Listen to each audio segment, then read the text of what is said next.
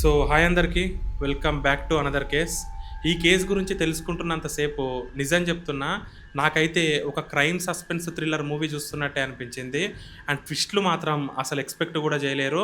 And ఇందులో థ్రిల్లింగ్తో పాటు కొంచెం ఎమోషనల్ కంటెంట్ కూడా ఉంటుంది. సో మిస్ చేయకుండా ఈ కేసులో లాస్ట్ వరకు చూడండి.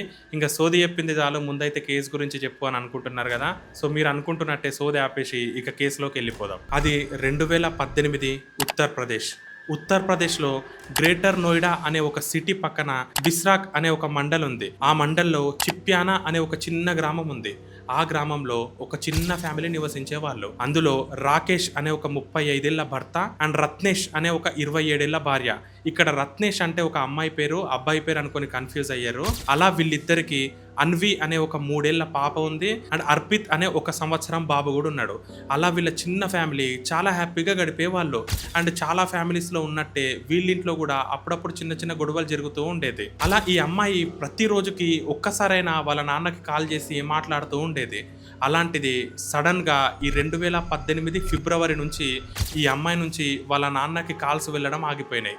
సో స్టార్టింగ్లో వాళ్ళ నాన్న అమ్మాయి బిజీగా ఉందేమో అనుకొని 1 వీక్ 2 వీక్స్ వరకు వెయిట్ చేసిండు. అయినా కూడా ఆ అమ్మాయి నుంచి ఎలాంటి కాల్స్ రాలేదు. అలా ఆ తండ్రికి ఎలాంటి కాల్స్ రాకపోయేసరికి అతనే ఈ అమ్మాయికి పదే పదే కాల్స్ చేయడం మొదలుపెట్టిండు. ఆ తండ్రి ఎన్నిసార్లు కాల్ చేసినా కూడా ఫోన్ స్విచ్ ఆఫ్ అయిపోయింది.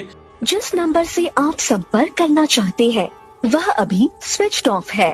అప్పుడు అతను వెంటనే వాళ్ళ అల్లుడికి కాల్ చేసి, ఇలా అమ్మాయి మనవరాలు మనవడు ఎలా ఉన్నారో తెలుసుకుందామంటే అమ్మాయి మొబైల్ స్విచ్ ఆఫ్ వస్తుంది, ఒకసారి అమ్మాయికి ఇస్తావా అని అంటే అతను మీ అమ్మాయి ఎవరితోటో లేచిపోయింది అని కొంచెం రూడ్గా మాట్లాడి ఫోన్ పెట్టేసిండు.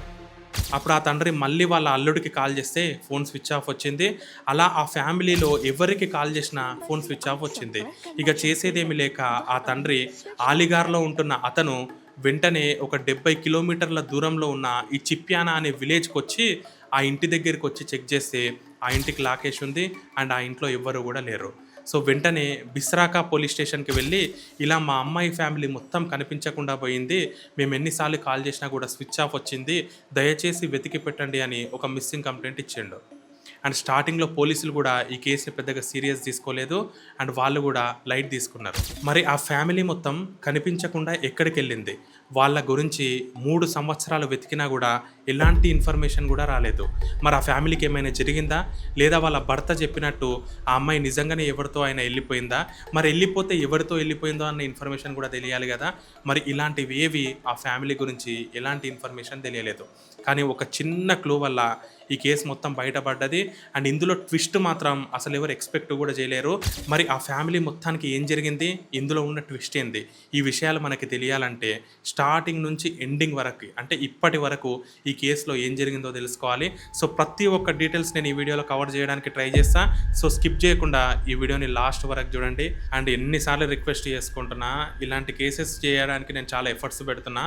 ఆ ఎఫర్ట్స్ కనుక మీకు నచ్చితే మీరు జస్ట్ ఒక సబ్స్క్రైబ్ చేసుకోండి, లైక్ చేయండి అండ్ ఎవరికైనా షేర్ చేయండి. అండ్ షేర్ చేయకుండా పర్వాలేదు కానీ సబ్స్క్రైబ్ చేసుకోండి. మనం ఎన్ని వీడియోలు చేసినాం, జస్ట్ 38Kలోనే ఉన్నాం. అండ్ మీరు స్టార్టింగ్ నుంచి నా కేసెస్లో చూడండి, ఇందులో కూడా నేను సోది గురించి చెప్పాను అండ్ ఎలాంటి మసాలా కూడా యాడ్ చేయను. నేను చెప్పిన కేసుని యాజ్ ఇట్ ఈజ్ మీరు గూగుల్లో కానీ ఎక్కడైనా సెర్చ్ చేసుకొని ఆర్డర్ కాపీస్తో సహా మీరు వెతికినా కూడా సేమ్ అందులో ఉన్న పాయింట్స్ని నేను సింప్లిఫై చేసి చెప్తున్నా, ఎలాంటి మసాలా కూడా యాడ్ చేయట్లేదు. సో మీకు ఇలాంటి కేసెస్ గురించి తెలుసుకోవాలని ఇంట్రెస్ట్ ఉంటే ఇక సబ్స్క్రైబ్ చేయండి, మర్చిపోకండి. ఇంకా కేసులోకి వెళ్ళిపోదాం.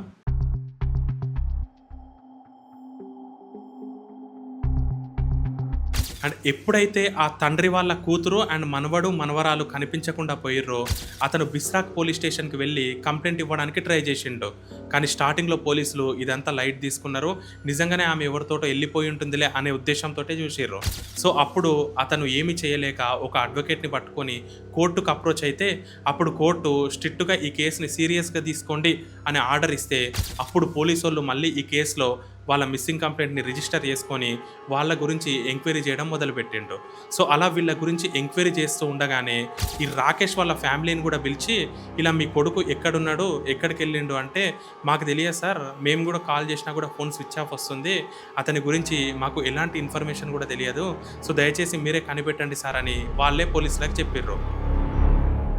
సో ఎప్పుడైతే పోలీస్ వాళ్ళు ఈ రాకేష్ గురించి ఎంక్వైరీ చేయడం మొదలుపెట్టిర్రో, అలా ఇన్వెస్టిగేషన్ చేస్తూ ఉన్నప్పుడే ఎగ్జాక్ట్లీ ఈ బిస్రాకా పోలీస్ స్టేషన్ నుంచి 170 కిలోమీటర్ల దూరంలో ఉన్న కాస్గంజ్ అనే ఒక పోలీస్ స్టేషన్ నుంచి కాల్ వచ్చింది.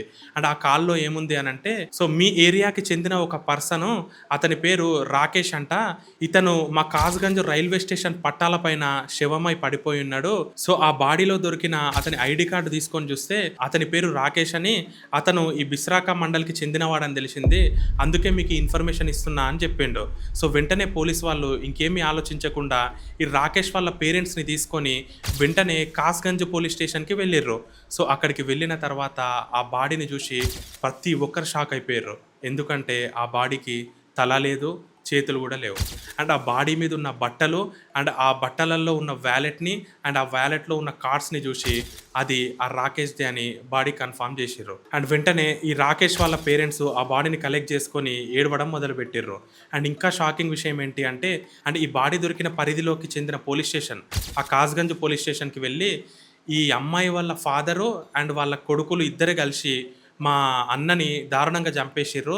వాళ్ళ అమ్మాయి ఎవరితోటో వెళ్ళిపోయిన తర్వాత ఆ కోపాన్ని ఇతని మీద చూపించి వాళ్ళే చంపిర్రు అని వాళ్ళ పైన కేసు వేసేసిర్రు. అండ్ వాళ్ళ పైన ఎఫ్ఐఆర్ కూడా అయిపోయింది. అండ్ వెంటనే వాళ్ళని కూడా ఇన్వెస్టిగేషన్ చేస్తూ ఉండగానే పోలీసులకి ఇంకొక ట్విస్ట్ ఎదురైంది. అదేంటి అంటే, ఈ కాస్గంజ్ పోలీస్ స్టేషన్ నుంచి ఒక 60 కిలోమీటర్ల దూరంలో అలీగర్ అనే ఒక విలేజ్‌లో ఇంకొక మిస్సింగ్ కంప్లెయింట్ రిజిస్టర్ అయ్యింది. అండ్ ఆ మిస్సింగ్ కంప్లెయింట్‌లో వాళ్ళు చెప్పిన విషయం ఏంటి అంటే, అండ్ చివరిసారిగా మా కొడుకు రాజేంద్ర ఈ బిస్రాకాకి చెందిన రాకేష్ అనే అతనితోటి ఎక్కడికో వెళ్ళొస్తా అని చెప్పి వెళ్ళిండు. కానీ 2 రోజులు గడిచినా కూడా అతను మా ఇంటికి తిరిగి రాలేదు. అతను ఎక్కడికెళ్ళిండో దయచేసి వెతికి పెట్టండి. మేము ఎన్ని సార్లు కాల్ చేసినా ఫోన్ స్విచ్ ఆఫ్ వచ్చిందని ఒక మిస్సింగ్ కంప్లెయింట్ ఫైల్ అయింది. సో ఆ మిస్సింగ్ కంప్లెయింట్ ఎప్పుడైతే ఫైల్ అయిందో ఇక్కడ రాకేష్ అనే అబ్బాయి ఆల్రెడీ చనిపోయి బాడీ దొరికింది అన్న న్యూస్ కూడా తెలిసింది. సో వెంటనే ఈ రాజేంద్ర అనే వాళ్ళ పేరెంట్స్ కూడా ఆ పోలీస్ స్టేషన్ దగ్గరికి వెళ్ళి, సార్ ఈ రాకేష్ అనే అబ్బాయితోటి మా కొడుకు కూడా వచ్చిండు, అతను ఇంకా కనిపించట్లేదు సార్, అతను ఎక్కడికి వెళ్ళిండో ఏందో కనిపెట్టండి సార్ అంటే, అప్పుడు అక్కడున్న పోలీసులకి ఇంకొక ట్విస్ట్ ఎదురైంది. నిజంగానే ఆ పట్టాల పైన దొరికిన బాడీ ఈ రాకేష్దా ఈ రాజేంద్రదా అని. సో అప్పుడు ఆ దొరికిన బాడీలో ఉన్న డిఎన్ఏని కలెక్ట్ చేసుకొని లక్నోలో ఉన్న ఒక ల్యాబొరేటరీకి పంపించిర్రు. కానీ వితిన్ 3 to 4 డేస్లో రావాల్సిన ఆ డిఎన్ఏ రిపోర్ట్స్ సంవత్సరం గడిచినా కూడా రాలేదు. అలా 1 సంవత్సరం గడిచింది, 2 సంవత్సరాలు గడిచింది. అండ్ దీని గురించి అందరూ మెల్లమెల్లగా మర్చిపోయారు. కానీ ఈ అమ్మాయి వాళ్ళ తండ్రి వాళ్ళు మాత్రం మా అమ్మాయి కనిపించకుండా పోయింది, దయచేసి వెతికి పెట్టండి అని తిరుగుతూనే ఉన్నారు. అండ్ వీళ్ళ పైన ఈ రాకేష్ అనే బాడీ దొరికింది, వాళ్ళు ఇతని పైన కంప్లైంట్ ఇచ్చారని చెప్పినా కదా, వాళ్ళు పెట్టిన కేసుకి మాత్రం వీళ్ళు అప్పటి నుంచి 3 సంవత్సరాల పాటు కోర్టుల చుట్టూ పోలీస్ స్టేషన్ల చుట్టూ తిరుగుతూనే ఉన్నారు. అండ్ ఫైనల్లీ 3 సంవత్సరాలు గడిచిపోయింది. అండ్ ఈ కేసు గురించి పబ్లిక్ అందరూ మర్చిపోయారు, ఆ అమ్మాయి వాళ్ళ ఫ్యామిలీ ఒక్కటి తప్ప. అండ్ ఈ రాకేష్ వాళ్ళ ఫ్యామిలీ వాళ్ళు కూడా వీళ్ళని ప్రతిసారి కోర్టుకు తిప్పడము, వాళ్ళ తరపున లాయర్ ఎలాంటి వ్యాలిడ్ ఎవిడెన్స్ లేదు కాబట్టి దీన్ని ట్రయల్ చేయడము. సో ఇదే ఒక రొటీన్ లాగా మారిపోయింది. అండ్ ఈ రాజేంద్ర అనే పర్సన్ కూడా మిస్ అయిపోయింది అన్నది కదా, వాళ్ళ ఫ్యామిలీ వాళ్ళు కూడా అప్పుడప్పుడు పోలీస్ స్టేషన్కి వెళ్ళడము, మా అబ్బాయి గురించి ఏమన్నా తెలిసిందా అని చెప్పడము, మళ్ళీ ఇంటికి వెళ్ళిపోవడం. సో ఇదంతా ఒక మూవీలో జరుగుతుంది కదా, సేమ్ అలాగే జరిగిపోతుంది. అండ్ 3 సంవత్సరాల తర్వాత అండ్ డిఎన్ఏ రిపోర్ట్స్ వచ్చినాయి. అండ్ అదే టైంలో ఒక ఎస్పీ అక్కడ కొత్తగా ఛార్జ్ తీసుకున్నాడు. అండ్ ఆ రిపోర్ట్స్ చూసిన అతను ఒక్కసారిగా షాక్ అయిపోయి ఆ పాత కేసుని మళ్ళీ రీఓపెన్ చేసిండు. అండ్ ఆ షాకింగ్ విషయం ఏంటి అంటే, అసలు ఆ రోజు దొరికిన బాడీ ఆ రాకేష్దే కాదు. అండ్ ఆ డిఎన్ఏ కూడా మ్యాచ్ కాలేదు. అండ్ ఆ డిఎన్ఏ ఎవరితోటి మ్యాచ్ అయ్యింది అంటే, ఈ రాకేష్తో పాటు చివరిసారి ఈ రాజేంద్ర అనే అబ్బాయి వెళ్ళిండు అని చెప్పినా కదా, వాళ్ళ పేరెంట్స్ తోటి మ్యాచ్ అయ్యింది. సో ఈ విషయము పోలీసులకు ఎప్పుడైతే తెలిసిందో వాళ్ళు కామ్గా డీల్ చేయడం మొదలుపెట్టిర్రు. అండ్ ఈ విషయాన్ని రాజేంద్ర వాళ్ళ ఫ్యామిలీకి కూడా చెప్పలేదు, అండ్ రాకేష్ వాళ్ళ ఫ్యామిలీకి కూడా చెప్పలేదు. సో అప్పుడు పోలీస్ వాళ్ళకి ఒక పాయింట్ మాత్రం క్లారిటీగా వచ్చింది. అదేంటంటే, వీళ్ళందరూ చనిపోయిండు అని కలెక్ట్ చేసిన బాడీ రాకేష్ది అని అనుకురు కదా, యాక్చువల్గా రాకేష్ ఇంకా బ్రతికే ఉన్నాడు అని. సో వాళ్ళు సీక్రెట్గా ఈ రాకేష్ వాళ్ళ ఫాదర్ది మొబైల్ని ట్రేస్ చేయడం మొదలుపెట్టిర్రు. సో వీళ్ళకి ఎక్కువగా ఫ్రీక్వెంట్గా హర్యానాలో ఉన్న ఒక మొబైల్ నెంబర్ నుంచి ప్రతిరోజు కాల్స్ రావడం పోలీసులు గమనించారు. అండ్ అంతేకాకుండా హర్యానా నుంచి ఏ నెంబర్ నుంచి అయితే వీళ్ళకి కాల్స్ వస్తున్నాయో అదే నెంబర్ నుంచి రూబీ అనే ఒక లేడీ కానిస్టేబుల్కి వస్తున్నట్టు తెలిసింది. సో ఎప్పుడైతే ఫ్రీక్వెంట్గా హర్యానా నుంచి వీళ్ళకి కాల్స్ రావడం మొదలైనాయో ఆ నెంబర్ని బాగా ట్రేస్ చేయడం మొదలుపెట్టిర్రు. అండ్ ఫైనల్లీ ఆ వాయిస్ వీళ్ళు ఎవరైతే చనిపోయిండు అని అనుకుంటున్నారో ఆ రాకేష్దే అని కన్ఫామ్ అయిపోయింది. సో ఎప్పుడైతే పోలీసులు ఆ హర్యానా నుంచి వస్తున్న కాల్లో వాయిస్ ఈ చనిపోయిండు అనుకుంటున్న రాకేష్దే అని కన్ఫర్మ్ అయ్యిందో అప్పుడు పోలీసులు ఒక ట్రాప్ వేసిర్రు. అదేంటంటే ఇతను ఎక్కువగా ఈ రూబీ అనే అమ్మాయితోటి మాట్లాడినట్టు తెలిసింది కదా, ఆమె దగ్గరికి వెళ్ళి అతను ఎప్పుడు వస్తున్నాడో ఏ టైంకి వస్తున్నాడో తెలుసుకున్నారు. అలా ఎప్పుడైతే అతను కాస్గంజ్ పోలీస్ స్టేషన్ పరిధిలో ఈ రూబీ అనే అమ్మాయిని కలవడానికి వచ్చిండో అప్పుడు పోలీసులు అతన్ని పట్టుకొని అరెస్ట్ చేసిర్రు. అండ్ ఇక్కడ ఇంకొక షాకింగ్ విషయం ఏంటి అంటే అతన్ని గుర్తుపట్టకుండా ఉండడం కోసం ఒక నోస్ సర్జరీ కూడా చేయించుకున్నాడు. అండ్ అతని ఐడెంటిటీ కూడా మార్చుకున్నాడు. అదేంటి అంటే రాకేష్ అనే పేరు నుంచి దిలీప్ కుమార్ అనే పేరు మార్చుకొని హర్యానాలోనే ఏదో చిన్న జాబ్ చేసుకుంటూ బతికిండు. యాక్చువల్గా ఇతను ఒక ల్యాబ్ టెక్నీషియన్ ముందు. సో హర్యానాలో ఈ ఐడెంటిటీ మార్చుకొని వేరే పని చేయడం మొదలు పెట్టిండు. సో అప్పుడు పోలీస్ వాళ్ళు వెంటనే అతన్ని తీసుకొచ్చి వీళ్ళ స్టైల్లో వీళ్ళు ఇంటరాగేట్ చేస్తే అప్పుడు స్టార్టింగ్లో అతను నేను కాదు అని చెప్పిండు. కానీ వీళ్ళు DNA టెస్ట్ మరి చేసి అతనే అని కన్ఫర్మ్ చేసిన తర్వాత సో వాళ్ళ స్టైల్లో వాళ్ళు ట్రీట్మెంట్ ఇస్తే అప్పుడు అతను జరిగింది మొత్తం చెప్పిండు. అండ్ అది విన్న తర్వాత ప్రతి ఒక్కరు షాక్ అయిపోయారు. అండ్ అతను చెప్పిన విషయం ఏంటి అంటే ఈ రాకేష్ అనే అబ్బాయికి ఈ రూబీ అనే ఒక లేడీ కానిస్టేబుల్ తోటి పరిచయం ఏర్పడింది. అండ్ ఆ పరిచయం కాస్త ఒక లవ్గా మారిపోయింది. అండ్ ఆ అమ్మాయి లేకపోతే ఇతను బతకలేడు అన్నంత స్టేజ్కి వెళ్ళిపోయింది. అండ్ ఆ అమ్మాయి కూడా ఇతన్ని బాగా మోటివేట్ చేసింది, మన ఇద్దరమే కలిసి ఉందామని చెప్పేసి. సో ఆల్రెడీ ఈ రాకేష్కి రత్నేష్ అనే అమ్మాయితోటి మ్యారేజ్ అయిపోయింది. అండ్ ఇద్దరు పిల్లలు కూడా ఉండటంతో ఇతనికి ఏం చేయాలో అర్థం కాకపోయేది. అండ్ ఇతని లవ్ మ్యాటరు రత్నేష్కి కూడా తెలిసిపోయింది. ఈ విషయం తెలిసినప్పటి నుంచి వీళ్ళ మధ్యలో ప్రతిరోజు గొడవ జరుగుతూనే ఉండేది. అండ్ అలా ప్రతిరోజు ఆర్గ్యుమెంట్ జరుగుతూ ఉంటే సడన్గా ఈ 2018 ఫిబ్రవరి 14th నాడు నైటు ఈ మాటలు పెరగడంతో ఇతనికి కోపం వచ్చేసి వాళ్ళ ఇంట్లో ఉన్న ఒక ఐరన్ రాడ్ తీసుకొని ఆమె తల బద్దలు కొట్టేసిండు. అంతే, ఆ దెబ్బకి ఆ అమ్మాయి అక్కడికక్కడే పడిపోయింది. అండ్ మొత్తం బ్లీడింగ్ కూడా స్టార్ట్ అయిపోయింది. అండ్ ఆమెని చంపిన తర్వాత ఇతను ఏమీ ఆలోచించకుండా ఆమెని హాస్పిటల్కి కూడా తీసుకెళ్దామనే ఆలోచన కూడా చేయకుండా ఈమె చనిపోతే ఇతను రూబీతోటి హ్యాపీగా గడపొచ్చు అని చెప్పేసి దీనికి మధ్యలో ఇద్దరు పిల్లలు ఉన్నారని చెప్పేసి అతను ఏమీ ఆలోచించకుండా అదే రాడుతోటి 3 సంవత్సరాలు ఉన్న అన్వి అనే అమ్మాయిని అండ్ 1 year ఉన్న అర్పిత్ అనే అబ్బాయిని మరీ దారుణంగా కొట్టేసి వాళ్ళని కూడా చంపేసి అదే ఇంట్లో ఒక గుంత దువ్వేసి ఆ బేస్మెంట్ కింద ఆ ముగ్గురిని పెట్టి దాని మీద ఎలాంటి డౌట్ రాకుండా కాంక్రీట్ తోటి కవర్ చేసిండు. ఆ తర్వాత అక్కడ ఎలాంటి ఎవిడెన్స్ కూడా ఉండకుండా క్లీన్ చేసేసి ఆ ఇంటికి తాళం వేసి అక్కడి నుంచి అతను ఐడెంటిటీ మార్చుకొని వెళ్ళిపోయిండు. అండ్ ఎప్పుడైతే ఈ అమ్మాయి వాళ్ళ ఫాదరు అతని పేరు మోతిలాలు అతను మా అమ్మాయి మనవరాలు కనిపించట్లేదు, ఈ రాకేషే ఈ డౌరీ కింద ఆమెను కిడ్నాప్ చేసి చంపేసి ఉంటాడు అని పోలీసులకి కంప్లైంట్ ఇచ్చిండు. ఆ తర్వాత పోలీసులు రాకేష్ని వెతకడం మొదలుపెట్టిర్రు. అండ్ ఎప్పుడైతే ఈ రాకేష్ని వెతకడం మొదలు పెడుతున్నారు అని ఈ రాకేష్ వాళ్ళ పేరెంట్స్ రాకేష్కి ఇన్ఫార్మ్ చేసిర్రో అప్పుడు రాకేష్ అలర్ట్ అయిపోయి ఒక ప్లాన్ వేసిండు. అదేంటి అంటే సేమ్ ఇతని హైటు ఇతని ఏజ్ ఉన్న వీళ్ళ ఫ్రెండ్ రాజేంద్ర అతను అలీగారికి చెందినవాడు. సో ఎప్పుడైతే ఇతని గురించి వెతుకుతున్నారు అని ఈ రాకేష్కి ఇన్ఫర్మేషన్ వచ్చిందో అప్పుడు ఈ రాజేంద్ర దగ్గరికి వెళ్ళి కాస్గంజ్లో ఒక చిన్న పని ఉంది తొందరగా చూసుకొని వచ్చేద్దామని అతన్ని తీసుకెళ్ళి అతనికి బాగా తాగిపించేసి అతను ఎప్పుడైతే స్పృహలో లేడు అని తెలిసిన తర్వాత అతను కాస్గంజ్ రైల్వే స్టేషన్కి తీసుకెళ్ళి ఒక పెద్ద ఐరన్ రాడ్తోటి అతని తల బగలగొట్టేసి ఈ యాక్స్ ఉంటుంది కదా గొడ్డలి దాంతో తల చేతులు వేరు చేసిండు. ఎందుకంటే ఎవరైనా బాడీని ఐడెంటిఫై చేయాలి అంటే తల ఉంటే ఫేస్ని చూసి గుర్తిస్తారు అండ్ ఫింగర్స్ ఉంటే ఈ ఫింగర్ ప్రింట్ ద్వారా గుర్తిస్తారు. సో ఇవి రెండు కనుక నేను సపరేట్ చేసేస్తే ఈ బాడీ నాదే అని నేను నమ్మించవచ్చు అని అనుకొని అతన్ని అక్కడ చంపేసి అతని హెడ్ తల వేరు చేసేసి ఇతని బట్టలు ఆ బాడీకి వేసి అండ్ ఆ బాడీ ప్యాంట్లో ఇతని వ్యాలెట్ ఇతని ఐడి కార్డ్స్ ఉంటాయి కదా అవన్నీ పెట్టేసి ఆ తలని అతని బట్టలని ఆ చేతులని వీటన్నిటిని ఒక అడవిలోకి తీసుకెళ్ళి నిప్పంటించేసి ఎలాంటి క్లూ దొరకకుండా చేసేసి అక్కడి నుంచి ఇతని ఐడి కార్డులో ఉన్న నేము ఆధార్ కార్డులో పేరు ఇవన్నీ మార్చేసుకొని హర్యానాలో సెటిల్ అవుదాం అనుకున్నాడు. సో అలా హర్యానాకు కూడా వెళ్ళిపోయిండు. అండ్ అప్పుడప్పుడు ఫ్రీక్వెంట్గా ఈ రూబీతోటి కలిసి వెళ్తూ ఉండేవాడు. సో అలా అతన్ని చంపేసి అక్కడ పెట్టేసిన తర్వాత ఆ బాడీ ఇతనిదే అని వాళ్ళ పేరెంట్స్ తోటి నమ్మిపిచ్చేసిండు. అండ్ వాళ్ళు కూడా ఆ బాడీ ఆయనదే అని కలెక్ట్ చేసుకున్నారు. సో అతను ఒక ల్యాబ్ టెక్నీషియన్ కాబట్టి ఈ హెడ్ చేతులు తీసేస్తే ఇంకా పోలీసులు కనిపెట్టర్లే అనుకొని ఓవర్ కాన్ఫిడెన్స్ తోటి అక్కడ నుంచి నేను ఎలాంటి ఎవిడెన్స్ లేకుండా చేసేసినా అని హ్యాపీగా ఐడెంటిటీ మార్చుకొని బతుకుదామని అనుకున్నాడు. కానీ అదే టైంలో వీళ్ళ ఫ్రెండ్ చివరిసారి ఇతనితోటే కనిపించిండు అని ఎప్పుడైతే పోలీస్ స్టేషన్లో కంప్లైంట్ రేస్ అయిందో ఆ రాజేంద్ర గురించి కూడా వెతకడం మొదలు పెట్టిర్రు. అప్పుడు పోలీసులకి ఈ బాడీ నిజంగా రాకేష్దేనా అని వచ్చిన ఒక చిన్న డౌట్ తోటి DNA టెస్ట్ చేద్దాం అనుకున్నారు. సో అలా ఆ DNA టెస్ట్ యాక్చువల్‌గా 24 అవర్స్ నుంచి ఒక 1 వీక్ లోపు రావాలి. కానీ ఆ ల్యాబొరేటరీ నిర్లక్ష్యం వల్ల అండ్ ఎవరు పెద్దగా ఫోర్స్ చేయకపోవడం వల్ల నెల లోపు రావాల్సిన ఆ రిపోర్ట్స్ 3 ఇయర్స్ తర్వాతొచ్చింది. ఆ తర్వాత కొత్తగా చార్జ్ తీసుకున్న ఎస్పీ గారు ఈ పాత ఫైల్స్‌లన్నీ ఓపెన్ చేస్తుంటే ఈ కేస్ మీద అతని ఫోకస్ పడింది.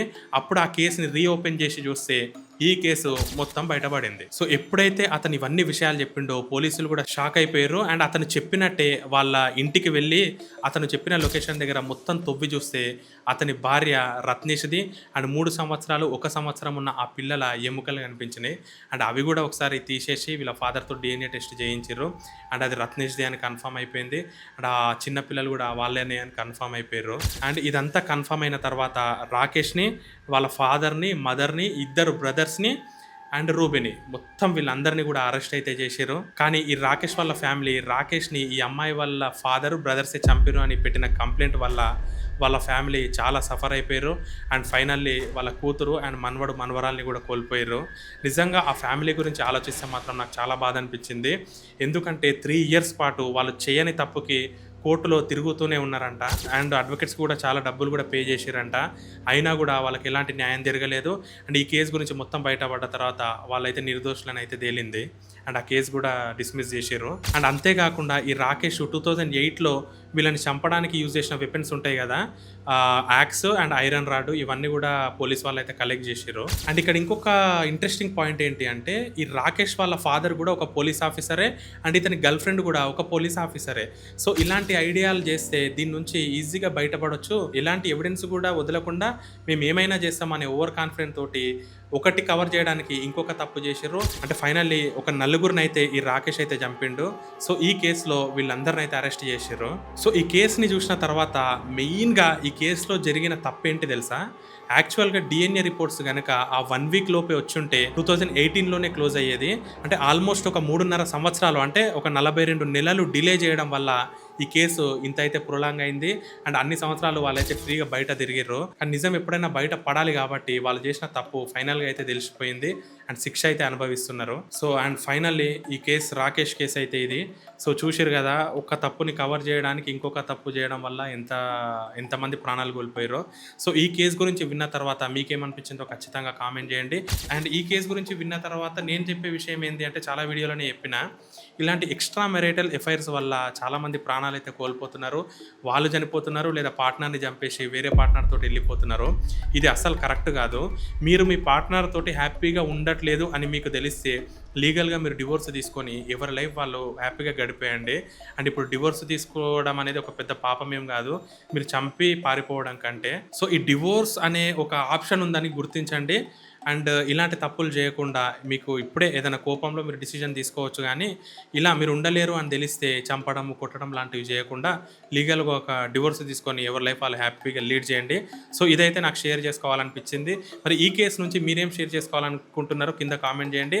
అండ్ వీడియో నచ్చితే ఒక లైక్ చేయండి. అండ్ ఛానల్లో వీడియోలు నచ్చితే సబ్స్క్రైబ్ చేసుకొని కొంచెం హైప్ చేయండి. ఇప్పుడు కొత్తగా ఆప్షన్ వచ్చింది. అండ్ ఇలాంటి కేసెస్ గురించి నేను ప్రతి వీక్ ఒక 1 or 2 ఎక్స్ప్లెయిన్ చేస్తూనే ఉంటా. నెక్స్ట్ ఇంకొక థ్రిల్లింగ్ కేసు తోటి మీ ముందుకు వస్తా. అప్పటి వరకు ఇక్కడ 2 వీడియోలు పెడతా.